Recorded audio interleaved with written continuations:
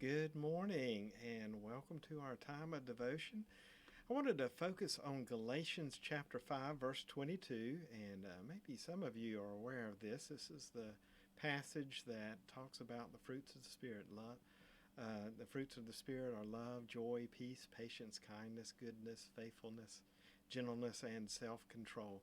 And I want to key in on kindness and how important it sounds like a strange word to call a fruit of the Spirit kindness, but it's something that we as Christians are to exhibit. Kindness, that is a spiritual fruit that comes out of us. And kindness is obviously, when we think of the word, someone who is kind and gentle of spirit, that touches us with their gift of kindness.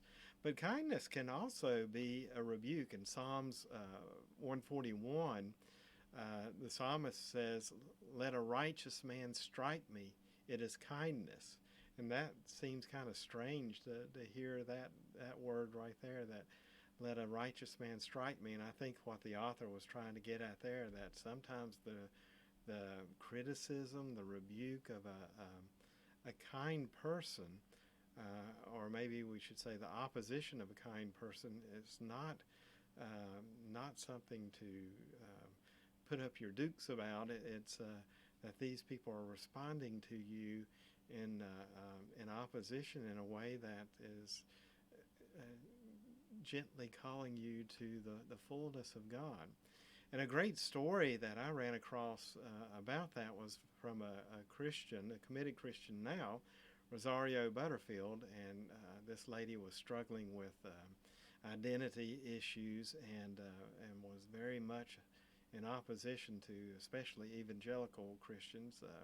She wrote articles for a newspaper, a local newspaper. In one of her articles, she wrote about how she felt scorned as a non-Christian, scorned by evangelical Christians, and considered them poor thinkers, judgmental, afraid of diversity, and in the paper, as that article was published about her thoughts on Christianity being in a negative way, she received lots of amens from non-Christians, fan mail, so to speak, and then lots of rebukes as well. And she said, I decided that I would put two boxes on my desk, one where people were affirming my letter or article that I had written, and the others who just attacked me. And she said as she was flipping the letters in one stack or the other, she came across a letter from a local pastor. And she said it was a 2-page response to her letter and article. And the letter, she didn't know where to put the letter. And she said it was written so gently and so kind. It responded to the hurts and the anger and bitterness that came out of her article, but it was warm and civil.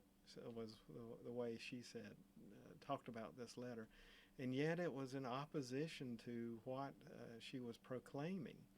And this intrigued her to the point where she eventually called the pastor and said, I became good friends with the pastor and his wife, which eventually led me to a place of a full commitment with Jesus Christ.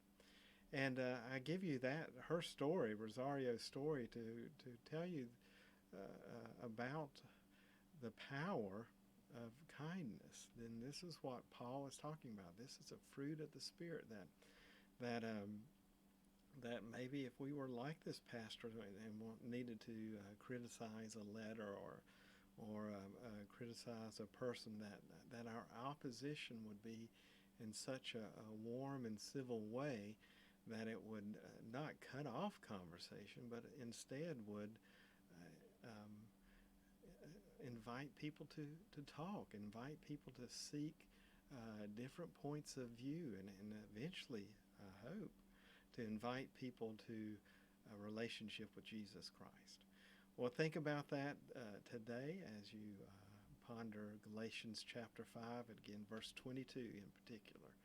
Uh, the The peace of Christ be with you. Blessings. Bye now.